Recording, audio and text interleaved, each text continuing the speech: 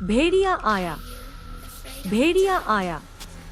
किसी गांव में एक चरवाहा बालक रहता था। उसे गांव भर की भेड़ें चराने की जिम्मेदारी सौंपी गई। वह भेड़ों को प्रतिदिन पहाड़ी पर स्थित चरागाह में ले जाता और उन्हें चरने के लिए छोड़ देता। चरवाहा बालक अपने कार्य को भली प्रकार कर रहा था, मगर एक ही जगह उन सभी जानी पहचानी भेड़ों को प्रतिदिन ले जाकर चराते चराते बेचारा उपसा गया। उन्होंने सोचा कि क्यों न दिल बहलाने के लिए कुछ हंसी मजाक किया जाए। बस लगा जोर जोर में डरी हुई आवाज में चिल्लाने, बचाओ बचाओ, भेड़िया भेड़ों को खा रहा है। गांव वाले खेतों में काम कर रहे थे।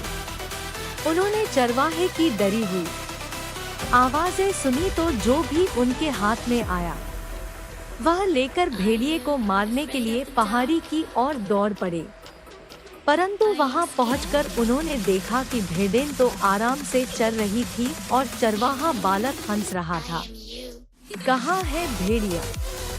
गांव वाले क्रोध में बोले, मगर चरवाहा हंसता ही रहा।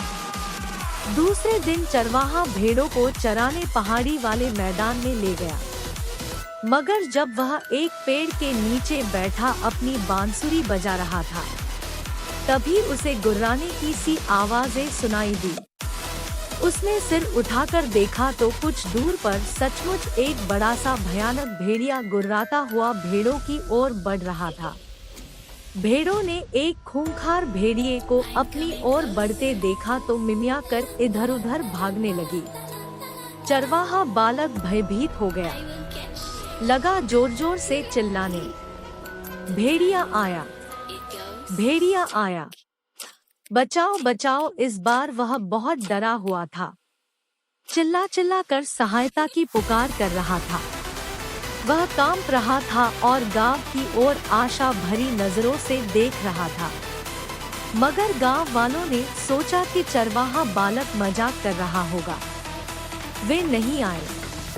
भेड़िए ने भी चरवाहे बालक को भय से कांपते देखा तो समझ गया कि अब कोई नहीं है जो उसका मुकाबला कर सके। बस फिर क्या था, भेड़िए ने एक भेड़ की गर्दन पकड़ी और देखते ही देखते उसे लेकर भाग गया। भेड़ें बुरी तरह मिमियाती और छटपटाती रहीं। चरवाहा बालक रोता हुआ गांव वालों के पास आया और दर्दभरी कहानी सुनाई। वह अपने किए पर बुरी तरह पछता रहा था। चरवाहे बालक के माता पिता तथा गांव वालों ने उसे खूब डांटा। बालक ने भी अपने मूर्खतापूर्ण कार्यों के लिए क्षमा मांगी और वादा किया कि भविष्य में वह ऐसा मजाक नहीं करेगा। निष्कर्ष, झूठे व्यक्ति की सच्ची बात पर भी विश्वास न करो।